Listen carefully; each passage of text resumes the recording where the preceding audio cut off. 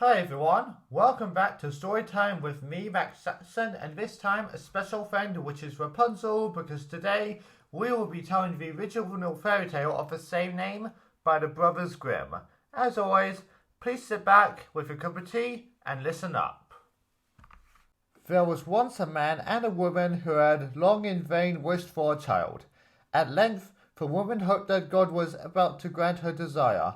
These people had a little window at the back of a house with a splendid garden could be seen, which was full of the most beautiful flowers and herbs. It was, however, surrounded by a high wall, and no one dared to go into it because it belonged to an enchantress who had great power and was dreaded by all the world. One day, the woman was standing by this window and looking down into the garden when she saw a bed which was planted with the most beautiful rampion, and it looked so fresh and green that she longed for it, and had the greatest desire to eat some. The desire increased every day, and as she knew that she could not get any of it, she quite pined away and looked pale and miserable. Then her husband was alarmed and asked, "What ails you, dear wife?" "Ah," she replied, "if I can't get some of the rampion which is in the garden behind her house to eat, I shall die." The man who loved her thought, "Sooner than let your wife die, bring her some of your rampion yourself, let it cost you what it will." In the twilight of evening, he clambered down over the window into the garden of the enchantress, hastily clutched a handful of rampion, and took it to his wife. She at once made herself a salad of it, and ate it with much relish. She, however, liked it so very much, that the next day she longed it for it 3 times, and much as before. If he was to have any rest, her husband must once descend into the garden. In the gloom of evening, therefore, he let himself down again, when he had clambered down the wall, and was terribly afraid, for he saw the enchantress standing before him. "How can you dare," said she with an angry look, "to descend into my garden and steal my rampion like a thief? You shall suffer for it." "Ah," answered he, "let mercy take the place of justice. I only made up my mind to do it out of necessity. My wife saw your rampion from the window, and felt such a longing for it that she would have died if she had not gotten some to eat." Then the enchantress allowed her anger to be softened, and said to him, If the case be as you say, I will not allow you to take away with you as much rampion as you will, only I make one condition. You must give me the child which your wife will bring into the world. It shall be well treated, and I will care for it like a mother." The man in his terror consented to everything, and when the little one came to him, the enchantress appeared at once, gave the child the name of Rapunzel, and took it away with her. Rapunzel grew into the most beautiful child beneath the sun. When she was 12 years old, the enchantress shut her into a tower which lay in a forest, and had neither stairs nor doors, but quite at the top where was a little window. When the enchantress wanted to go in, she placed herself beneath this and cried, "Rapunzel, Rapunzel, let down your hair to me." Rapunzel had magnificent long hair, fine as spun gold, and when she heard the voice of the enchantress, she unfastened her braid tresses, wound them round one of the hooks of the window, and then the hair fell 20 yards down, and the enchantress climbed up it. After a year or two, it came to pass that the king's son rode through the forest and went by the tower. Then he heard a song which was so charming that he stood still and listened.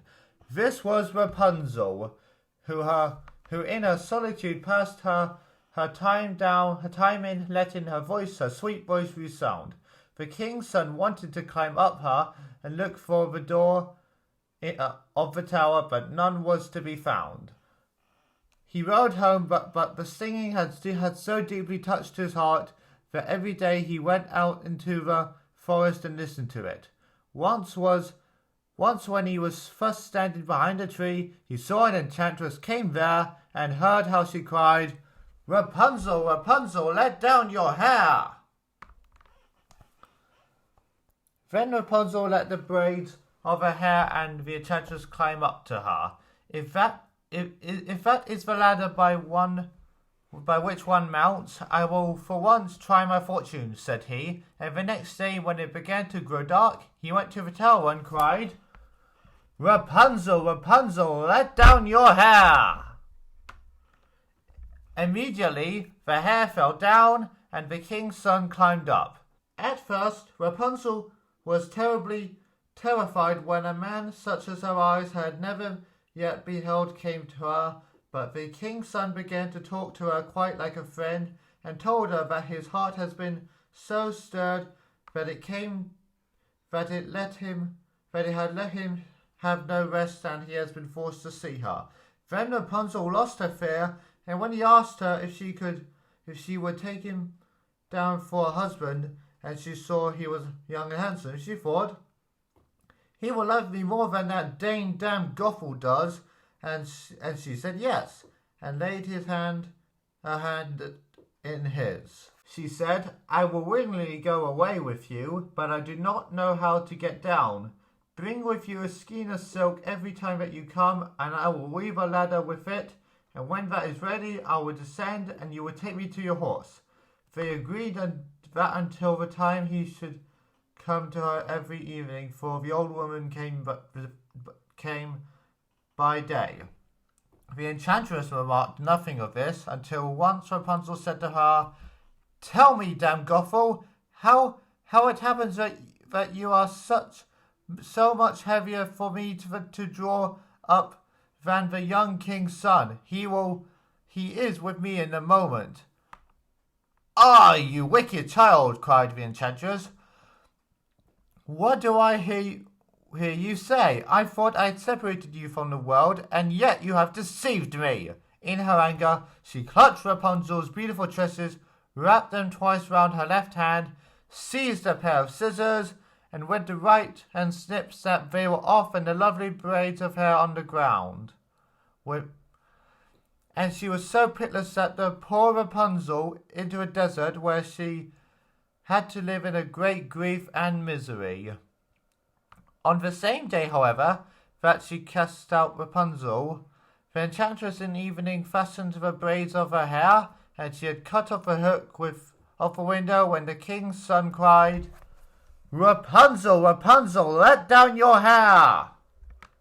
She had let her hair down. The king's son ascended, but he did not find his dearest Rapunzel above, but the enchantress, who gazed at him with wicked and venomous looks. "Aha!" she cried mockingly. "You would fetch your dessert, but the beautiful bird sits no longer singing in the nest. The cat has got it, and will scratch out your eyes as well. Rapunzel is lost to you. You will never see her more." The king's son was beside himself with pain, and in his despair he leaped down from the tower.